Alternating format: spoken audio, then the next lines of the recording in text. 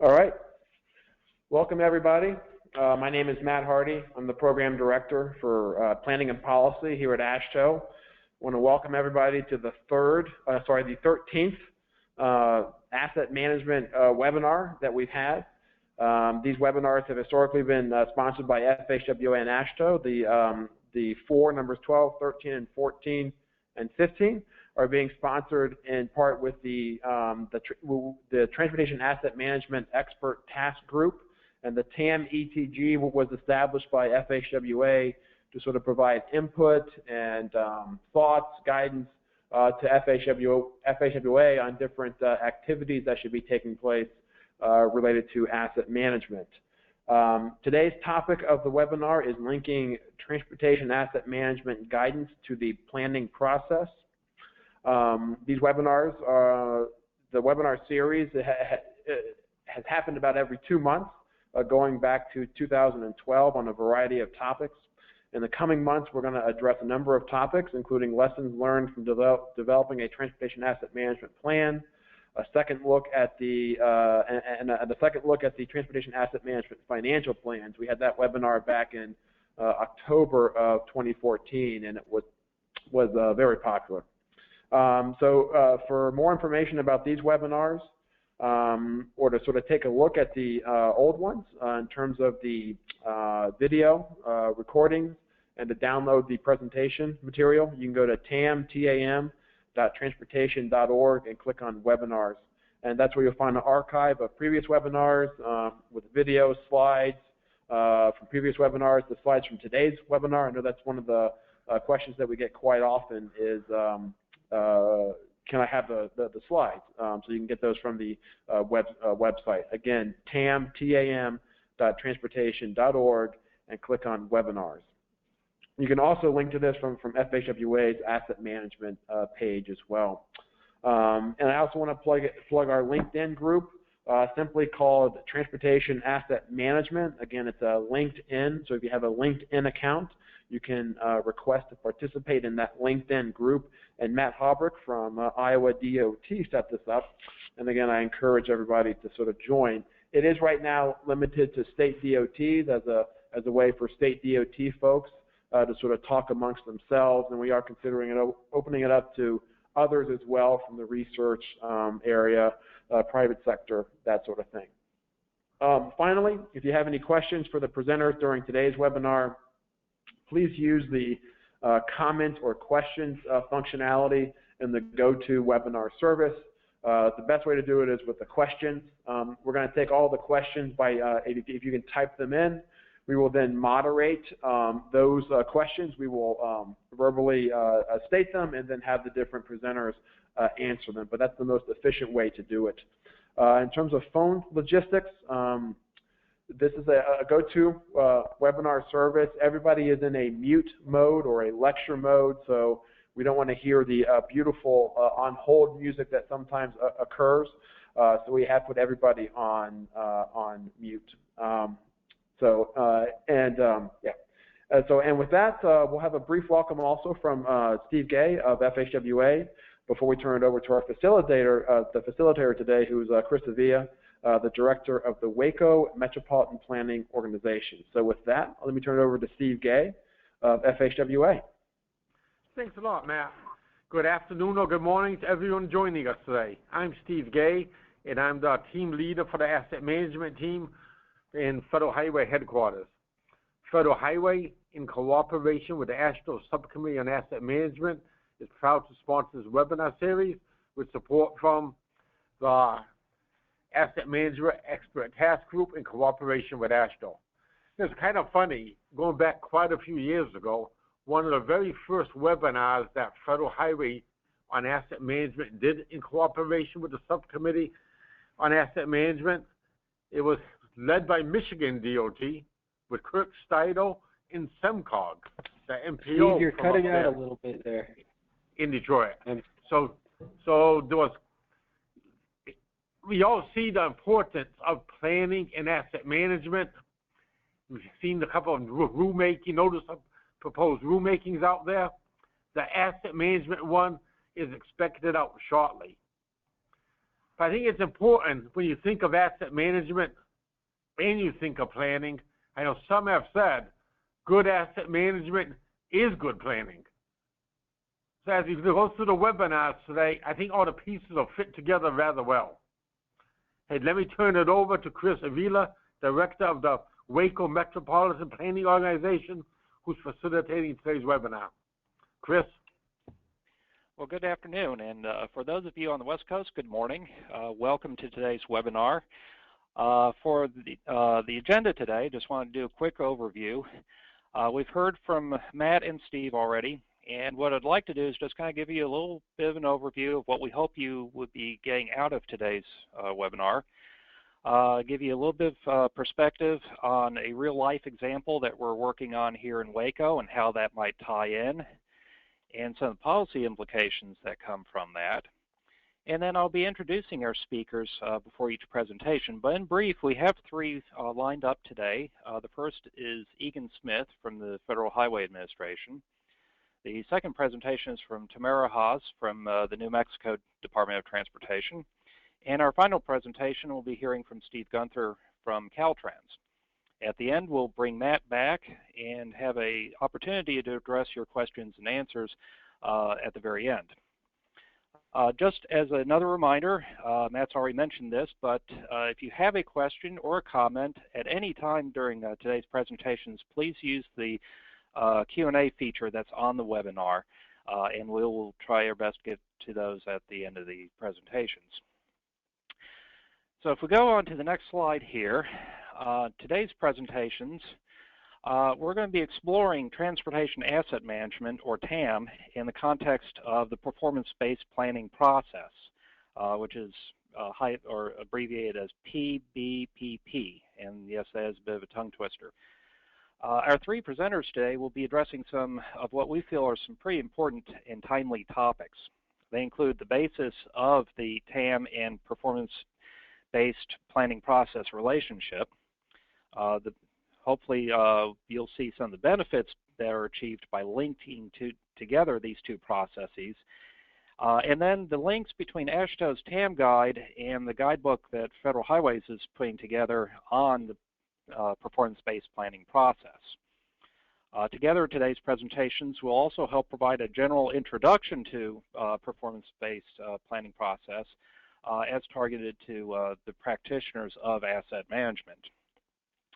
As Matt previously mentioned, our purpose of our webinar series is to basically share the lessons that have been learned from those who are moving out ahead on these topics, sharing ideas not just among those who've already practiced these principles, but from those of you who are participating in today's webinar, and also to expand our knowledge base with the asset management community.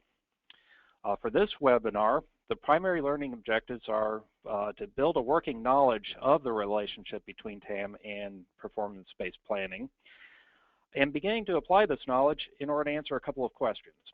First is, how can TAM help inform the performance-based planning process, and what benefits can agencies expect by strengthening the links between their TAM program and the planning process? So just further emphasis, we're here to share lessons learned, share ideas, and expand our knowledge. So with the next slide, I think most folks are aware that MAP 21 is going to require state DOTs, transit agencies, and MPOs to establish targets for several metrics associated with the transportation system. I've identified four here that are probably going to occupy the time for most of these agencies, but just recognize that depending on the complexity of the issues within your region or within your state, you may be required to address other metrics and establish targets for those as well. I wanted to bring up two important points here. First of all, state DOTs and transit agencies are going to be taking the lead on establishing targets once the rules are formally in place. And then MPOs are going to be looking at their regions and trying to identify what targets are reasonable for their areas. The important point here, though, is that the MPO targets are required to be consistent with what state DOTs and their transit agencies have already come up with. The next point is that the planning process is constrained to a realistic estimate of future revenues. We have to identify what we think will realistically be coming to our regions, or for that matter, to a state, whether it's long-term for our long-range transportation plan, which covers 25 years in scope, or short-term for our transportation improvement programs, which cover the next 4 years. This forces a conversation between the policymakers that are establishing policy for our regions and helps us identify what we can reasonably accomplish in those time frames, as well as what might be a reasonable target for the performance-based planning process. So with the next slide, what I wanted to do is just kind of go over a couple of other topics that hopefully show you the link between performance-based planning and TAM. The planning process reflects the goals, priorities, and what our communities feel the transportation system ought to be achieving moving forward into the future. And as such, the commitments that are being made as part of the TAM process or within our transportation improvement programs should be consistent with those priorities. But on the flip side of this, a robust TAM process can provide a lot of information to policymakers as they're weighing their targets or weighing the goals of their plans. It shows us the impact that their policy decisions may have on project schedules looking into the future, and give us some idea about what is a reasonable performance target for the future and whether we have a realistic opportunity to actually achieve those targets.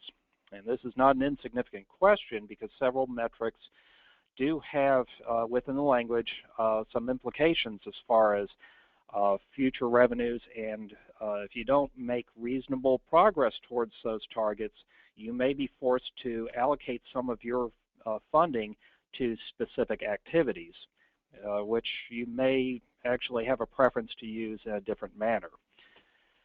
So finally, the last slide here, I wanted to give you a little bit of an example of how this is kind of playing out in real time here in Waco.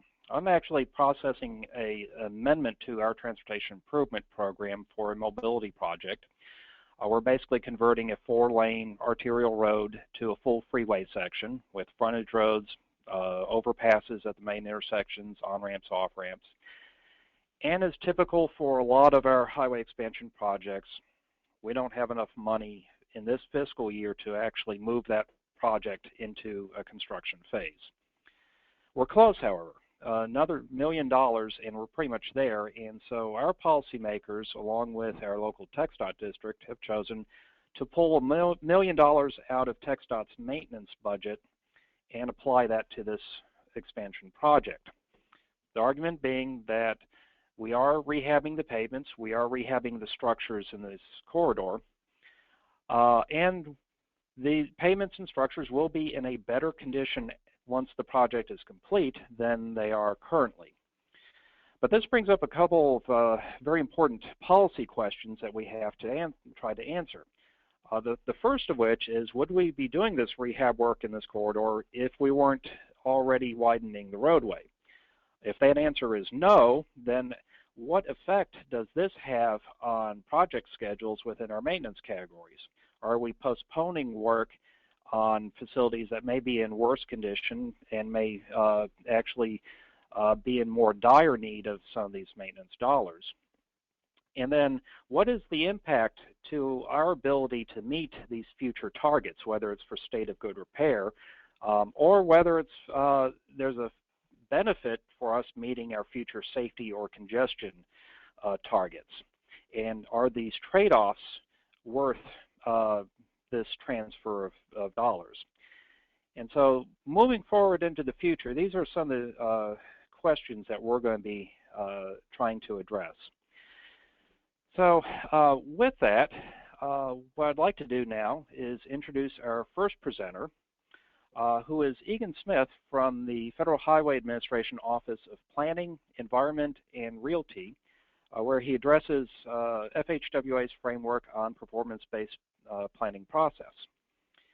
Egan has over 2 decades of experience in transportation. He is a registered professional engineer and a professional traffic operations engineer. Egan is currently on Federal Highway's Planning, Oversight, and Stewardship team, and also provides overall support in the specific planning area of performance-based planning and programming. And so with that, I'll now turn it over to Egan. Thank you, Chris. Good day, everyone. My presentation is going to highlight the relationship between transportation asset management and performance-based planning and programming. And I'll try to introduce a framework for performance-based planning and programming. It's a framework that can apply to all performance-based planning efforts. And the 2 guidebooks I'm going to reference during this presentation are based on good practices from the industry stakeholders, outlining the benefits that can really be achieved by tying performance-based planning and programming to asset management. Next slide. In a nutshell, adopting a performance-based planning and programming approach provides an opportunity to ensure that transportation investment decisions are made both on a long-term planning and a short-term programming of projects, but really based on the ability to meet the established goals that you identify in the planning process and in the multiple programming areas. So apart from asset management, some of the other program areas as well. So performance-based planning should really pull these program goals together, using not just the traditional plans, but really building off of these all other performance-based plans, such as the asset management plans and other key performance-based planning requirements. Next slide. To address the basic concept of performance-based planning and programming, Federal Highway, along with FDA and our stakeholder representatives, we put together a stakeholder committee about 2 years ago. And these are made up of folks from the state DOTs, MPOs, transit agencies, and the national associations to help guide us in the development of a guidebook that can address the issue of performance-based planning and programming. And this resulted in a guidebook designed to really highlight good practices and identify processes that could be very useful in addressing performance-based planning. And this guidebook specifically addressed what the key elements of performance-based planning and programming processes are, how they fit within the existing planning and programming process, and it also highlighted examples of effective practices. Next slide. The guidebook essentially presented these key elements. These key elements are not new, and they really build on the more traditional planning process and identifies the key performance measures to quantify objectives and identify targets to collaboratively work towards developing some sort of a measurable, predictable desired outcome. Next slide.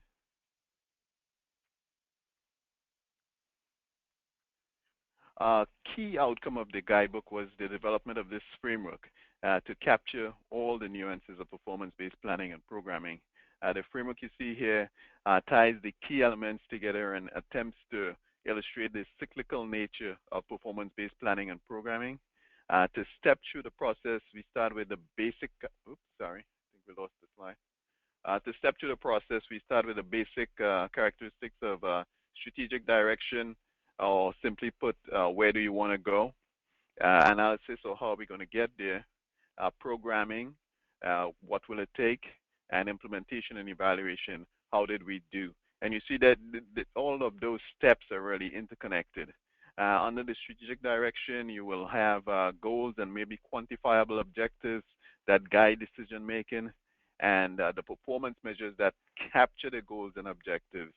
And the next, under analysis, targets can be set, though it's really important to recognize the challenge in defining meaningful targets in all areas and tracking progress over time, or performance monitoring and identifying the evaluating strategies that will guide the target setting. and the investment and policy decisions, you should start thinking about them as well, that you need to make as a transportation agency. And some of this more detailed information can come out of their other performance-based plans like the asset management plan and the safety plans as well. So making the link between planning and programming really requires, as you see from the step where you start to develop the investment priorities and you really look at developing an investment plan, really requires you to understand the set of actions and the strategies and investments that you can use to improve performance. And the expected impact of these strategies will have so that the resource-constrained, achievable collaborative targets can really be set. That's the way to really start setting your targets. So the planning process should really lead to the development of these investment priorities that can feed into an investment plan based on the resources that are available. This should lead to a program of projects that produces the outcomes desired.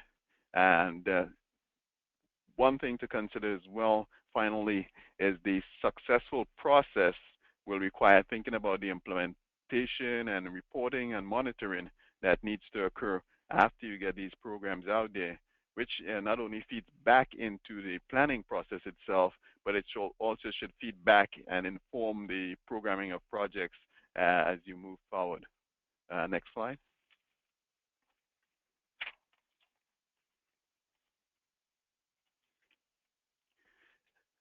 Ensuring the data agency's analysis really does inform investment is key. So I wanted to hit on that again. So you definitely really want to incorporate performance information, for example, into the STIPs and TIPs and other development processes. It's really critical to your performance-based planning and programming process. And the programming documents which identify specific programs or projects and strategies and funding sources should really link to the desired outcome that you have. And this can be achieved by developing a performance-based long-range transportation plan that really builds off of the goals and objectives and performance analysis of the other performance-based plans, like the asset management plan. So this is key to making that connection. Next slide. I just want to quickly highlight here, these are other performance-based plans that should inform the performance-based planning and programming process. As you see, we have the Transportation Asset Management Plan, of course, highlighted there. Therefore, coordination between the development of these performance-based plans and the long-range planning process should really be a major consideration to break down the silos and the communication throughout the planning process, not just when you're developing your goals and your objectives, but throughout the process when you're doing your analysis, etc. It should be communication between performance-based planning in terms of developing the long-range plan and these other performance-based plans as well. Next slide.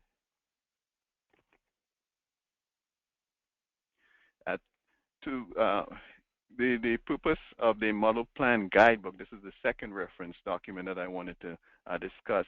It was developed as a companion document to the performance-based planning and programming guidebook, and it's really to address developing a long-range plan that is performance-based.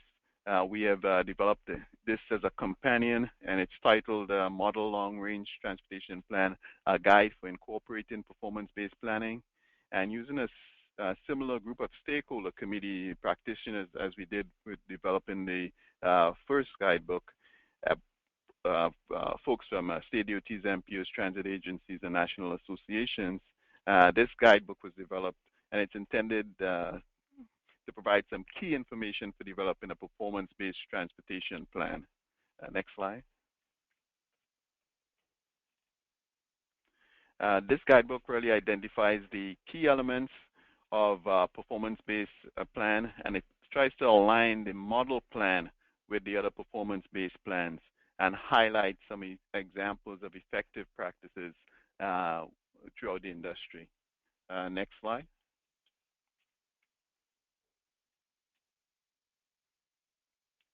The guide is structured around these key elements, and most of the elements of the performance-based plan as you can see here, are not new, but relate to common elements that are included in all long-range transportation plans.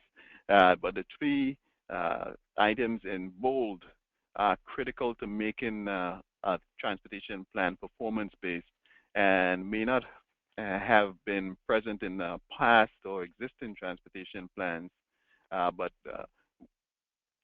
incorporating them now into a performance-based plan really adds a lot of opportunities for you to really address the outcomes that you anticipate to come out of your planning process. And state DOTs, MPOs, and RFTPOs should really put a particular focus on identification of performance measures and targets in their transportation plans, as this can really set them up to be able to develop a system performance report and really address a lot of the needs that are coming out of MAP 21 that compares the existing performance with previous developed targets and gives them an opportunity to really start setting targets that they can meet. Next slide. And to wrap things up, I'd like to close out with this slide. What this slide tries to do, it shows the relationship between the long-range transportation planning process, and there's a lot more details of this you can find in the guidebook that I indicated earlier, and other performance-based plans. You see the left column shows the elements of performance-based planning and programming as a framework flow, which aligns with all performance-based plans, really, including the long-range transportation plan and other performance-based plans, and provides an opportunity to really coordinate your efforts when developing these plans and provide detailed analysis from the right column where you see the other performance-based plans, and this can feed into the overall performance-based long-range plan development in the middle column, which can utilize a lot of the detailed analysis that would be found in these performance-based plans like the Transportation Asset Management Plan, and feed that information, that more refined information, into the development processes and the analysis that you want to undertake when you're developing your long-range plan. And another thing I wanted to note here as well is we also indicated the CMP, and it is meant to be really a process that the TMAs over 200,000 required to do. And this process is supposed to be integrated with their planning process at the MPO. And if this has been successfully done, it can really provide the MPO an opportunity to really think about how they want to integrate some of the other information that's coming out in terms of performance-based planning. For example, like the information that would come from the state development of a transportation asset management plan. So that's a good opportunity to start having that coordinated discussion and see how some of the information that comes out of a transportation asset management plan can really be integrated into the development of performance-based plans throughout the state DOTs and the MPOs as well. Next slide. And I'll like to wrap it up there. I provided the links to the website, performance-based planning and programming website, where you can find these documents and a few others as well, and case studies and information that can give you a lot more details of this topic of performance-based planning and programming. And with that, I'll hand it back over to Chris. Okay, thank you, Egan. And just a reminder, if you do have a question or comment, please feel free to use the Q&A functionality on the webinar. You may post those at any time, and we'll try to get to those at the end of the 3 presentations. So with that, our next presentation is from Tammy Haas of the New Mexico Department of Transportation. Tammy is the Division Director for the Asset Management and Planning Division within the New Mexico DOT. The asset management role was created in April 2013 within the New Mexico DOT, at which time Tammy was appointed to this role. She has worked in transportation for 27 of the last 31 years. Prior to becoming the division director, Tammy was the District 3 engineer, where she oversaw all planning, design, construction, and maintenance operations for the Albuquerque metropolitan area. During her career, she has had several different roles with the New Mexico Department of Transportation, including Chief Engineer, and worked for the Federal Highway Administration prior to joining to the New Mexico DOT in 1995. And so with that, I will now turn it over to Tammy. Thank you, Chris. My presentation is Performance-Based Planning and Transportation Asset Management Plan and how we're linking those together at NMDOT. Next slide, please. So we do have an agency strategic plan. Our vision, setting the standard for a safe and reliable and efficient transportation system, as well as our mission statement. Next slide covers the goals that we included in our plan. When we redid our strategic plan a couple of years ago, we centered on 4 primary goals. The first one of preserve and maintain the infrastructure, and this is where our asset management effort will fall. The other 3 goals are somewhat typical to most of the DOTs, and I'm not going to cover those in detail for this presentation. Next slide. So as far as the TAM implementation, where we're at is we really started this effort off in December of 2013 by conducting the self-assessment as part of the NHI course. We also had the NHI course with a core group of people that most of those people are now part of one of our working committees. Last year, when Federal Highway started their gap analysis effort, we were able to be one of the pilot states on that effort, and so we worked with AMAC and Cambridge Systematics to conduct our gap assessment. And through that effort, we did another self-assessment survey as well as face-to-face interviews with over 60 NMDOT staff.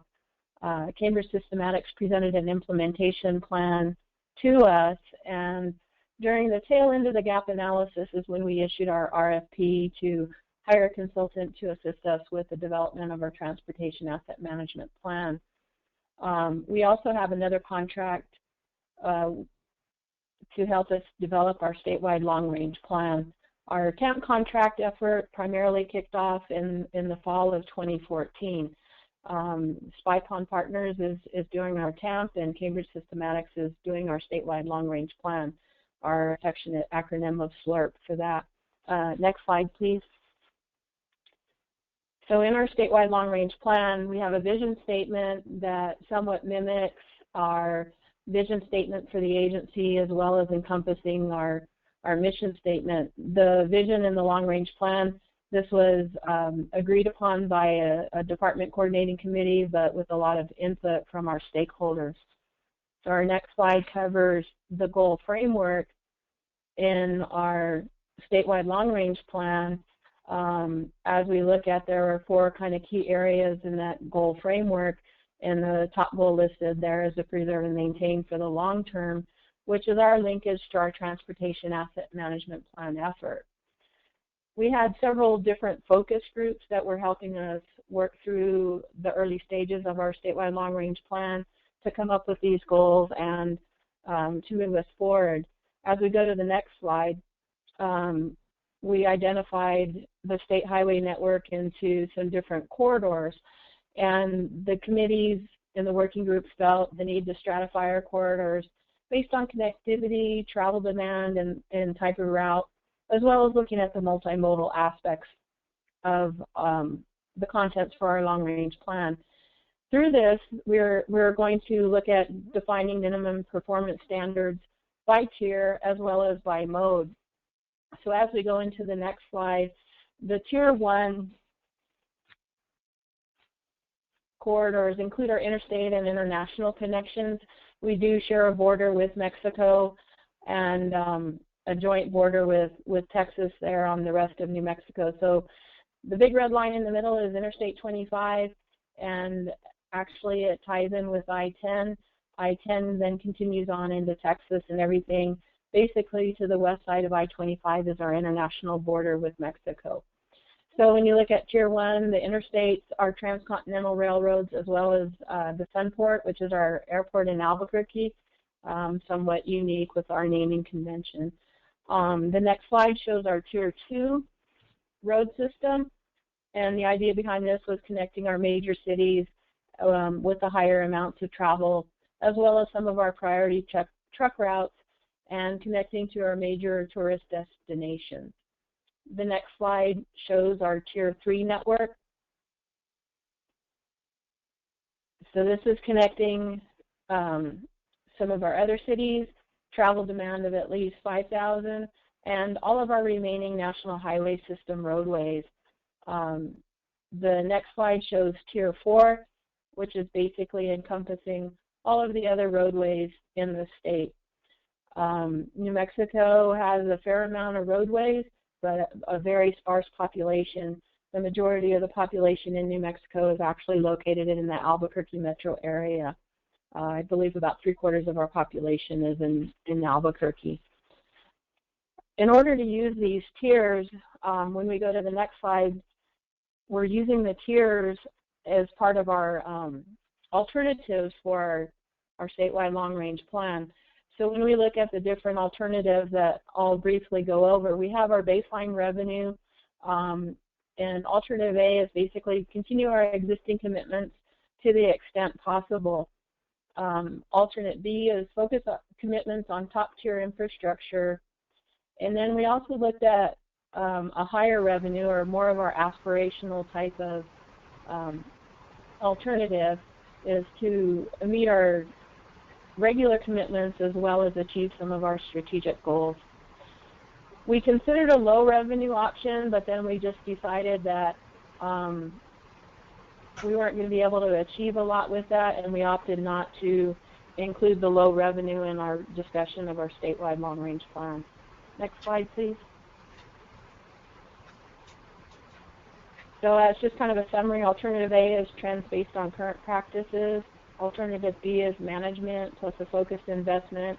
And then alternative C is an aspirational vision and new revenues. So the next slide is a little bit more detail on our alternate A. So in here we have some priorities listed, and as I mentioned before, the consolidation of all of our different working groups for the statewide long-range plan came up with some of these priorities for us and to direct that. So as we look, and I have highlighted goal number 2 is the state of good repair. Continuing our current level of investment to preserve and maintain our highways and bridges in a state of good repair. The tiers are also described, Tier 1 through 4, of defining what a silver standard would be and what a bronze standard would be. Next slide. So when we looked at all of these options, I think one of the things that we considered that was going to be a constraint with alternative A is that we may see some deterioration in our overall performance due to declining purchase power of our revenues. We decided to put all of this information on one particular card, even though I have it separated out into a couple of pages, but just to kind of show the picture of each of these alternatives as a standalone, and how they will be utilized in the development of our asset management plan. Next slide. As we move into alternate B, the management plus a focused investment, the whole idea here is that as we improve our management practices, we'll be able to better prioritize our investments across our top tiers. Again, as we look at our priorities, our top priority that came about was always the safety and public health. But number 2 is the state of good repair, asset, and/or the asset management of maintaining our highways and bridges in a state of good repair, applying a proactive preservation first asset management strategy. New Mexico hasn't been too involved in the past in asset management to really have a concerted effort, and so as we're going through this effort, we are in the midst of the change. We are utilizing the TAM guideline as we kind of go through these different steps. Next slide, please.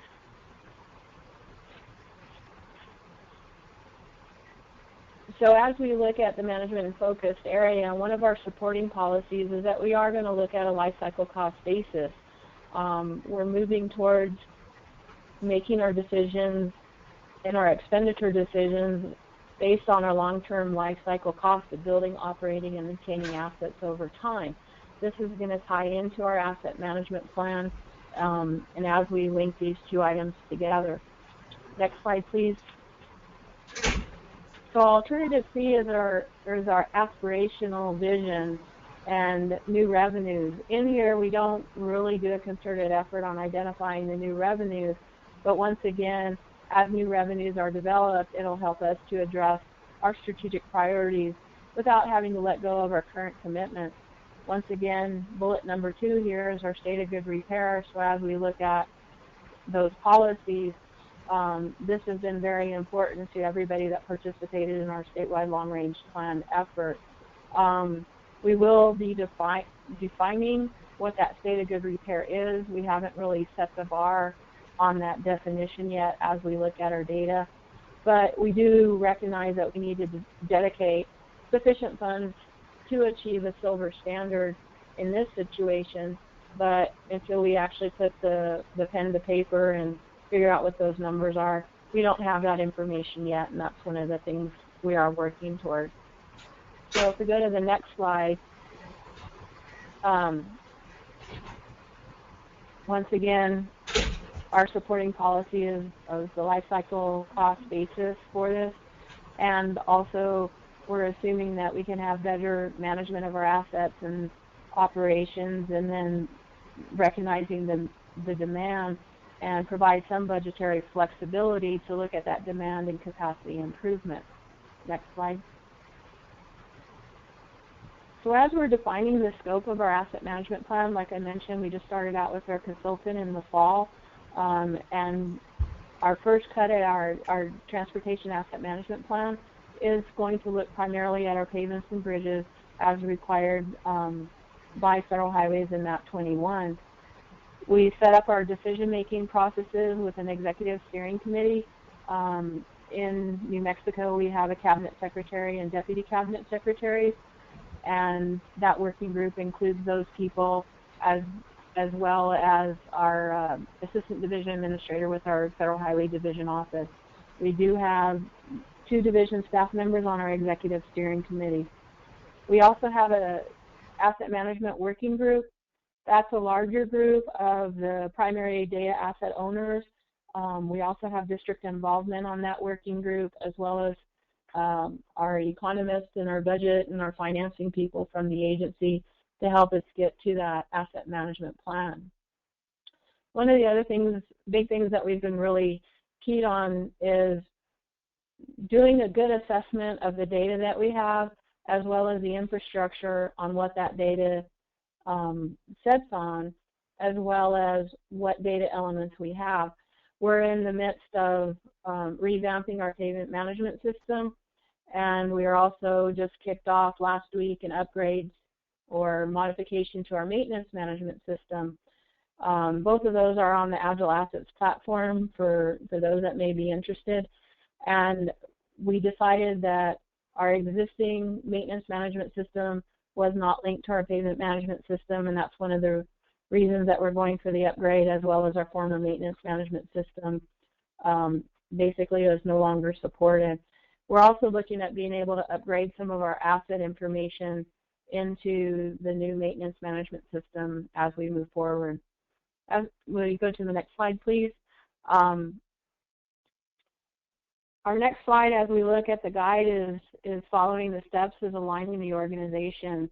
One of the things that happened is a team alignment or realignment, and our cabinet secretary just rolled out some modifications to the structure in January of this year.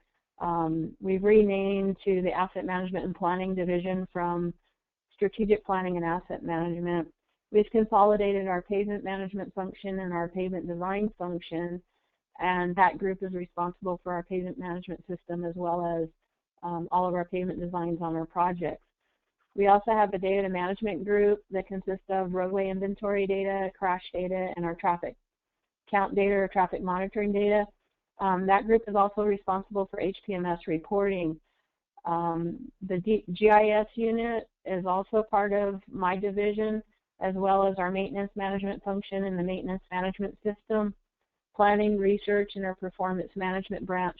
So we felt that the realignment of our agency to put all these functions together will really help us as we integrate our statewide long-range plan and our asset management plan to work better together and have all of the functions under one key manager. The one piece that's missing with this is our bridge management function. That still resides with our bridge division, but they are part of our teams and working very closely with us.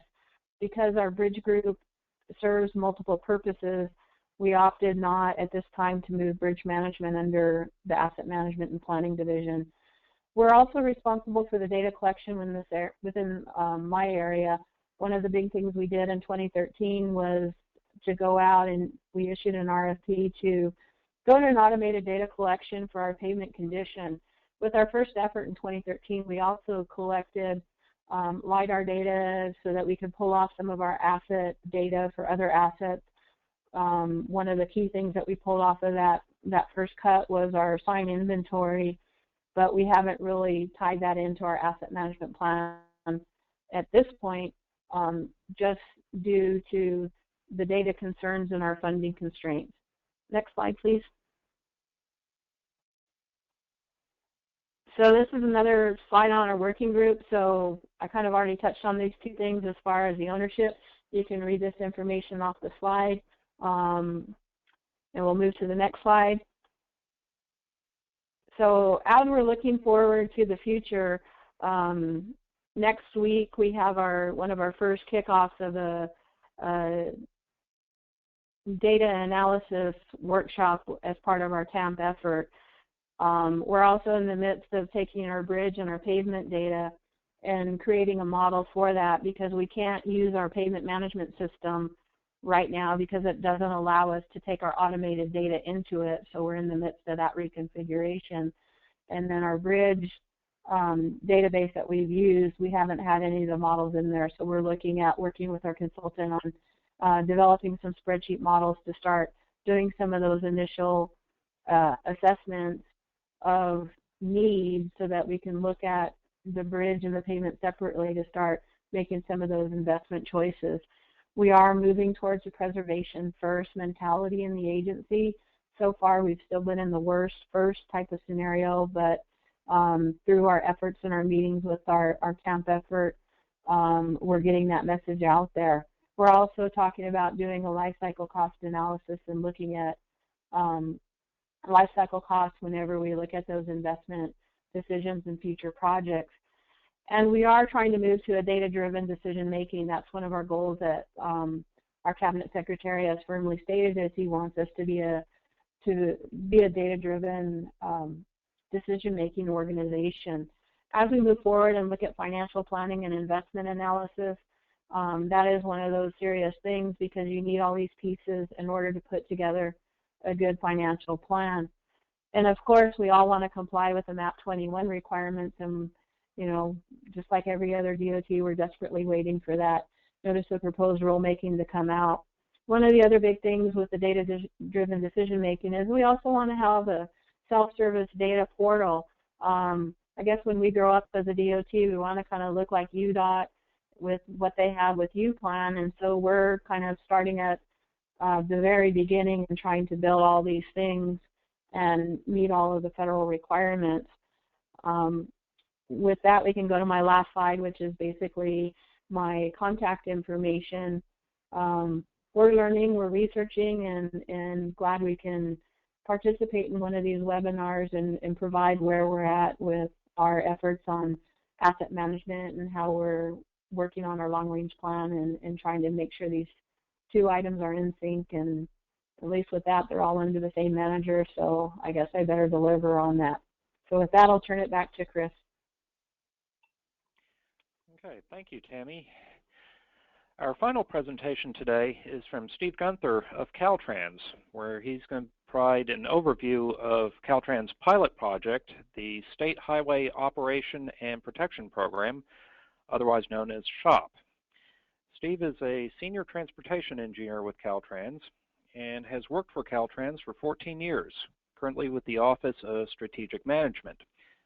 He has transportation experience in roadway design, bridge and roadway construction, traffic operations, and organizational, strategic, and performance management. Steve is the lead for Caltrans in developing and implementing a MAP 21 compliant TAMP, otherwise known as a Transportation Asset Management Plan. And with that, I will now turn it over to Steve. Thank you, Chris. So here at Caltrans, we've had a team working for about the past 6 months or so on what we're calling the SHOP pilot project. And the goal of this project is to develop and test or pilot an improved methodology for an improved and transparent project selection process on our SHOP projects. And again, the SHOP is the State Highway Operation and Protection Program, and this is a $2.3 billion program that maintains and preserves the investment of the state highway system and its supporting infrastructure. Capital improvements programmed in the SHOP are limited to maintenance, safety, rehabilitation, state highways and bridges, which do not add new traffic lanes to the system, so non-capacity improvements. So today's presentation will mainly focus on the factors leading up to the project and the process for the project itself, what we've gone through for this project. It's going to be very high level. I actually can't get into too much detail about some of the aspects of this project, as we're still developing a final report and still rolling it out to some of our internal staff and some of our external partners. So I guess today is kind of planting the seed and giving everyone kind of a taste of what we've been doing, but we've done some really neat things. But I can't show you everything, but maybe, who knows, in a future webinar in a couple of months, I can come back and give you a much more detailed look at things. That would be great. Next slide, please. Okay, so what prompted this project? Well, I take it back about 2 years or so with MAP 21. Caltrans began what I call its current effort in asset management. An executive board committee on asset management was formed, and they began setting the vision for asset management. We developed a work plan for our TAMP and also established teams, teams for risk, teams for asset preservation, teams for financial analysis, that would begin looking at different aspects of our TAMP. And our original plan, and it still is our plan, is to include 4 assets, bridge and pavement as required by MAP 21, but we're also going to include culverts and ITS elements. So we were working along for a year or so on that, and in late 2013, our agency, Caltrans is a department under our agency, transportation agency. They hired a consultant, SSTI, State Smart Transportation Initiative, to do an internal review of our department processes and business practices. And after the report was produced with recommendations, the Caltrans Improvement Project was formed. These work groups were formed for the Caltrans Improvement Project. And one of the recommendations that came out of that report and the work groups was for an improved and transparent process for project selection. Currently, it's kind of a black box. We don't have a real transparent way of explaining how the projects are chosen, and it's in a nutshell, it's on a program-by-program basis. Each program, bridge, pavement, culverts, each choose their selection of projects, and then it kind of goes into the big pot, and everything gets funded. So we needed it was requested, and we also wanted to provide a more holistic and explainable process. And so upon further recommendations by the committee and also new legislation that we have in California, which is known as Senate Bill 486, was signed by the governor last year, went into effect this year. We've kind of shifted our focus internally over the past few months to look at an improved project selection process in the SHOP. So we formed a team and began work. Next slide, please. And so the purpose of that pilot project, and I've already kind of alluded to it, is that we needed to enhance the accountability and enhance transparency, kind of pull everything out of those buckets and explain it in a more holistic and an explainable process. The short-term goal is to evaluate the 2016 SHOP projects against the department goals and objectives. And the long-term would be by 2020, the goal of the project is to include the PID development, or project initiation documents, into the department's mission, vision, and goals. So this process would be even back in the project initiation by 2020. Next slide, please. So one of the first things we did as a team was we started looking around at projects prioritization software, and really what's better known as decision analysis software. It's giving a set of criteria. The software is given a set of criteria, and then you input your projects, and based on your criteria and how it's rated, it's done in various different ways. But projects, you're given a project prioritization. What's the highest ranking to the lowest? And so we started looking at the different software, and there's all sorts of software out there. There's everything from free, open source type stuff, to stuff that could be over $1 million a year for us. So one other thing we also recognized as we kind of started peeking under the hood of some of these different softwares is that there's different methodologies that these softwares use for decision making. So we realized, before we rush out and buy software and spend these taxpayers' dollars, we needed to do our due diligence and look at not only the tools, but what are the best decision-making methodologies for a transportation organization, especially one like ours responsible for 50,000 lane miles and 12,000 bridges. Next slide, please. And so as we started digging a little more, we find decision analysis is an entire field of study with countless papers and books written on the subject. It's really pretty impressive, actually, the amount of research and study that's done all the time on decision analysis. So we really wanted to look into this a little bit further and educate ourselves on what this methodology was. And then a tool could provide that visual interface. So if we could choose a methodology and then choose perhaps a tool that best met that methodology, then we can move forward. Next slide, please. So this is just I'm not going to go through each one of these. This is just kind of give you an idea of what we were looking at when we first started looking into decision-making methods. There's a lot out there. There's the simple methods. There's weighted sum models, things like that, point allocation. But a lot of the software uses more complex methods like AHP, analytic hierarchy process, MAUT, so on and so forth. So like I said, I'm not going to go through each one of these, but it's just kind of give you a sense of what we were looking at when we started looking into just different decision-making methodologies. And what we did realize is that with all of this out there, we kind of realized maybe we need some help. So next slide, please. We initially, one of the first things we did was decided we need to educate ourselves, and we realized we don't have the internal organizational expertise when it comes to decision methodologies and decision-making software and things like that. So we employed the services of a couple of different consultants.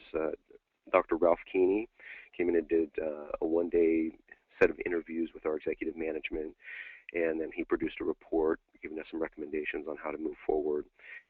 And then Dr. Lee Merkhofer came in and did a workshop with what we call our core team, and then also some of our technical experts, subject matter experts that are in our shop. And so we had these consultants come in, kind of educate us, give us their findings, and make recommendations on methodologies for moving forward. And after we met with them, got the reports, we decided on what's called multi-objective decision analysis framework, and it's also called MODA. It was determined based on the recommendations that it's the best method for developing an explainable and goal, mission, vision-oriented framework for our organization. Next slide, please. So this is kind of a high-level 6 points, 6 major steps to developing a MODA framework that I've put together here. And the development of the framework is a very important part of the process because it supplies the logic that is behind all those pretty charts and graphs that you see in some of the tools. So we really wanted to make sure we worked through it diligently and had at least something that gave, the project prioritization and what comes out of it on the back end is only as good as the logic that's going into it. So we really wanted to take our time with this, and this was really the majority of what we spent our time on. And I'll just kind of run through these steps of objectives. First, developing your objectives hierarchy or your fundamental objectives. Fundamental objectives are end objectives as opposed to a means objective, and it's the end you are trying to achieve. And I'll show you in the next slide, but each of our fundamental objectives are tied to the goals and ultimately the mission and vision. So for something like safety, you keep it concise and you keep it either you're trying to maximize or minimize something. You're trying to minimize fatalities and injuries. So it's not to be confused with like a means objective would be to increase seatbelt usage. Well, why do you want to increase seatbelt usage? Well, really, you're trying to minimize fatalities, and so you're trying to get to that end objective. Once you establish the objectives hierarchy, your fundamental objectives, then you can start looking at the value functions. And this kind of ties to the data also. The data compilation is what data do you have that can feed a value function that it will assign a value to that particular objective, and which will ultimately roll up and give a value to the project, and then rank it accordingly. So we worked through the value functions and the data compilation, and then really the scoring is what comes out of those value functions. There's a weighting system we used. There's many different ways we could have done this. We just did it kind of arbitrarily as a team, but ultimately as an organization we would probably want to use something a little more maybe like by committee or individual. One method we have been trying to use and been kind of playing around with is this method called swing weighting. And instead of looking at regular weighting as kind of it's the relative importance of a weight, one thing opposed to another, safety as opposed to maybe mobility, which should get a higher weight. I'm sure most people would say safety, but in swing weighting, you're really looking at the variability of the data. It's how much variability there is in the data that's available, and so it gives us how much swing does that have, and so that's how it's weighted accordingly. It's a more quantitative assessment. And speaking of quantitative, I should back up, just mention one thing. As far as our data that was used for this project, we wanted to keep it purely quantitative. We didn't want any qualitative assessments of the projects.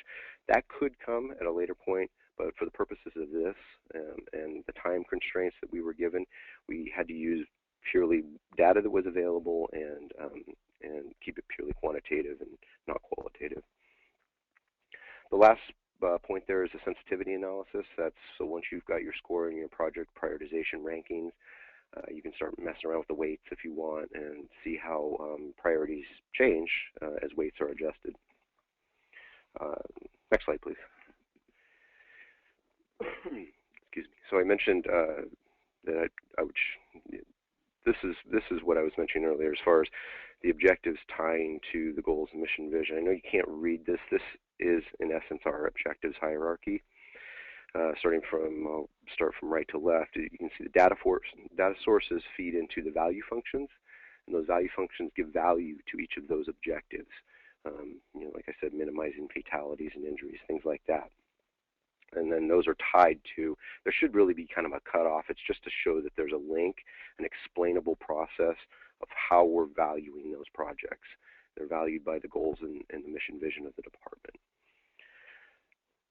And so, like I said, I know you can't read that, but it's just to give you an idea of the big picture of what we were trying to achieve with this process, this MODA process.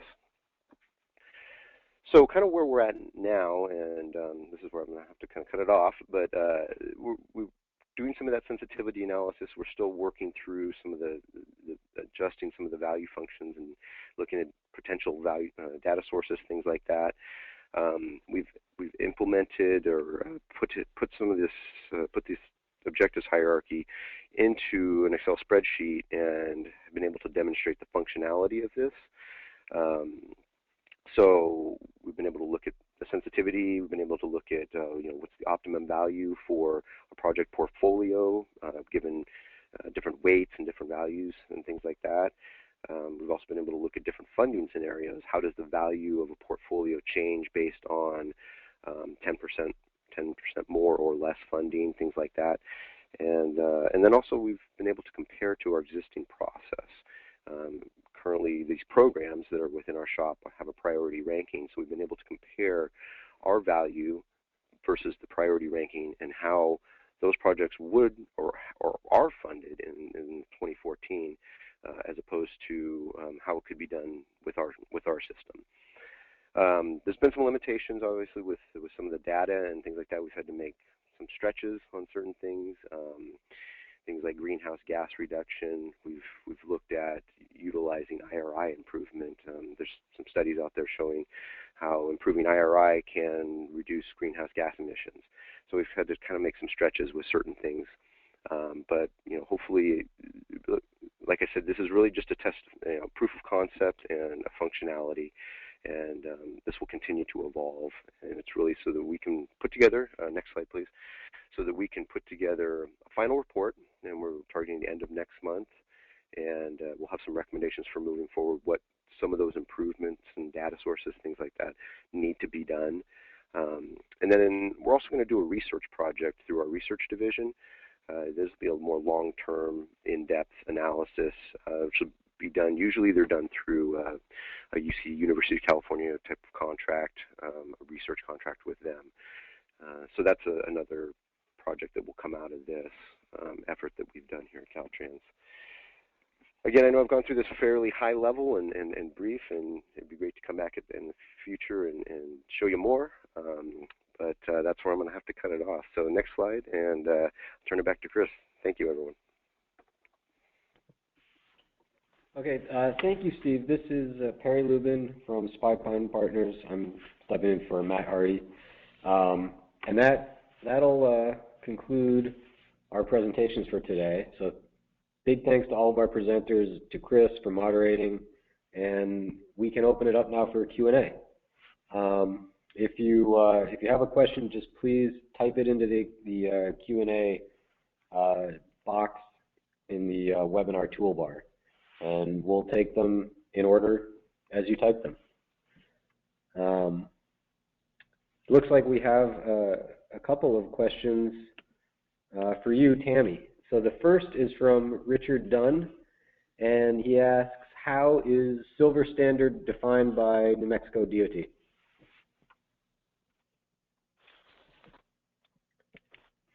As far as we haven't really got through those final definitions on all of that, we're still developing that as part of our statewide long-range plan effort. Okay. And we'll be using our data to determine where we set those bars, and we're waiting on our consultant to give us the first cut of our pavement and our bridge models to start defining those areas. All right. Richard has two follow-up questions for you. He asks whether New Mexico DOT utilizes Ashton-Werfer Bridge management, which was Pontus until recently. And he also asks, how is New Mexico DOT addressing the risk-based focus of the MAP 21 requirement? Yes, we are using Pontus for our bridge. We don't have the modeling piece that was in the last version, and so we're getting ready to move into the new Ashton-Werfer on the bridge. As far as our risk-based, we will be considering that in the development of that, and I believe it's in the March-April timeframe when we're going to be having our first workshop on our risk-based feature of that. We haven't, it's included in our contract for our consultant to develop that piece, but we haven't got to that point yet. So it's one of those to be coming in the future items. Thanks, Tammy. And it looks like the next question, Tammy, is for you as well. It's from Richard Strong, and he asks, how many employees in New Mexico DOT's newly aligned division? Are they all central office or a combination of central and field or district? In the new aligned office under my area, there are a total of, I want to say 68 of us, and we are all located at the general office. Within the planning division, we have two of our planners, one that primarily focuses on our international border and then a planner that are located in Las Cruces to the south. But essentially all of the staff for asset management and planning are located in Santa Fe in our general office. All right, and Tammy, there's one more question from William Strong for you, and he asks, how often will decision-making teams meet, executive and TAM working groups? Right now, as we're working through our contract, we have a monthly meeting for both our executive steering committee and our working group as we're working through the initial stages of it. And I think once we get to implementation, then we'll decide at how often those meetings will occur after that point in time. Thanks, Tammy. So the next question is in the form of a comment from Robert Ham, and he says, for the upcoming rulemaking, the notice of proposed rulemaking suggests that if a 10th mile section is missing, it be rated as poor. And he just notes this relates to the automation of data collection and asks if there's any comments about automated data collection and I guess with respect to the missing 10th mile data or sections from any of the state DOTs.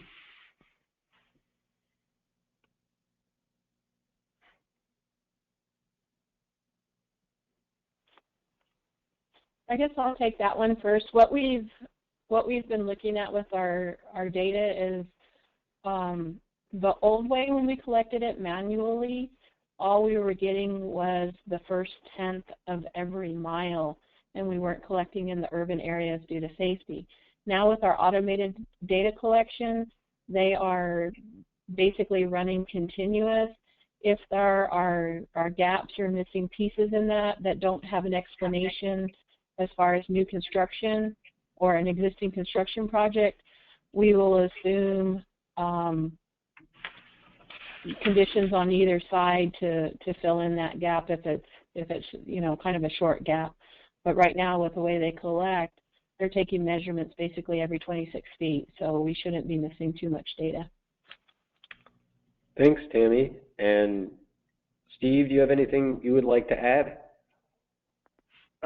Unfortunately, no. I know we do have a new pavement management system, PAVM, and it's being implemented, and it's definitely an improvement over the old process. I would have to defer to our pavement folks or pavement engineers on how they're handling missing data. I don't have an answer for that. Sorry. Oh, thanks, Steve. We have the next question is for you, Tammy. It's from Thor Steffen. He asks, how is pavement being evaluated in New Mexico? He says he recently saw a webinar suggesting that only good would be considered okay. I get it looks like good in the good, fair, poor spectrum.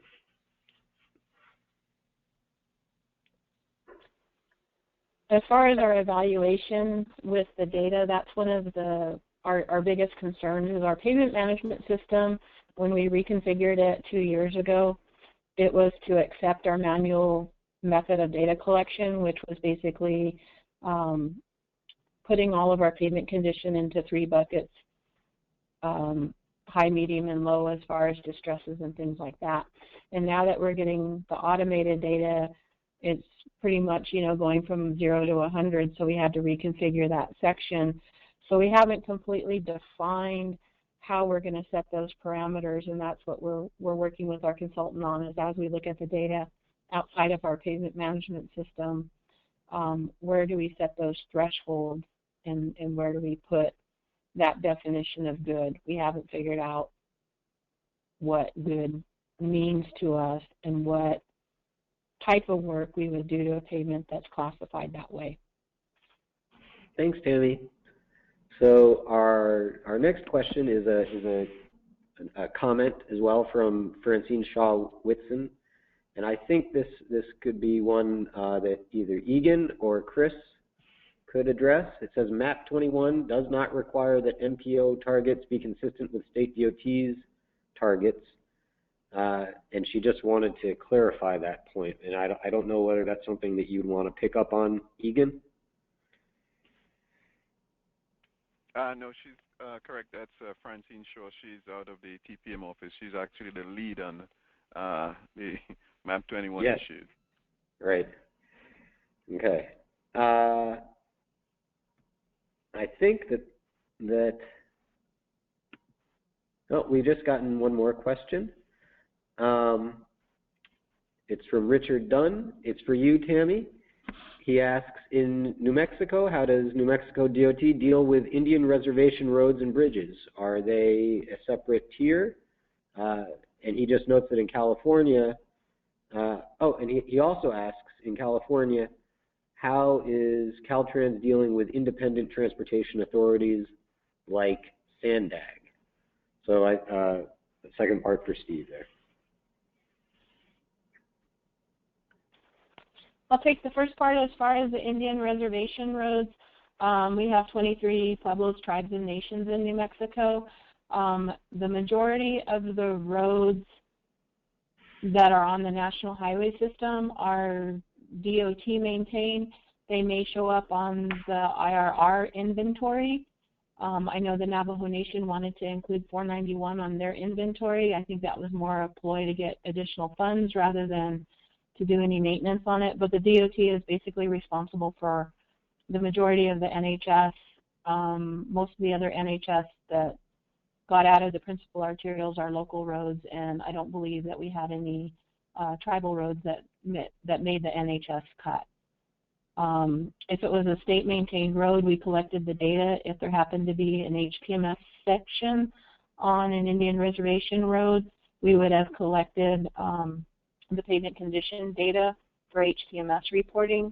But as far as going any further than that, we haven't addressed those systems yet. Thanks, Tammy. And Steve, I'll just read the second part again.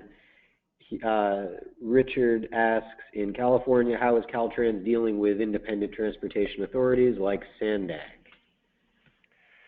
As far as dealing with, I'm assuming in regards to MAP 21 requirements and how are we coordinating with the locals and the MPOs and RTPAs and so on and so forth. We've had some initial outreach and had some brought them together in a couple of different forums to start engaging that process. As far as the data collection in the locals, on the local system, the local NHS, we have had over 5,000 lane miles added to the NHS on the local system, and Caltrans is going to collect that the payment data ourselves. So we have a contract underway that's going to actually just collect it ourselves. Thanks, Steve. And unless there are any other questions coming in the next minute, I just want to say thank you again to all of our presenters and to Chris for moderating. And this concludes today's webinar.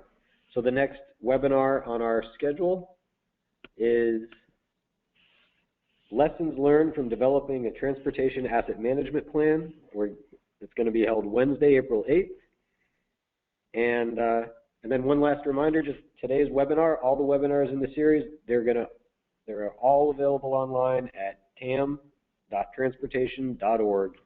Go to the tam.transportation.org site and click webinars in the menu on the left-hand side of the page, and you can find slides and video of the entire series. So I hope you'll continue to connect with us there. And thanks very much, everybody.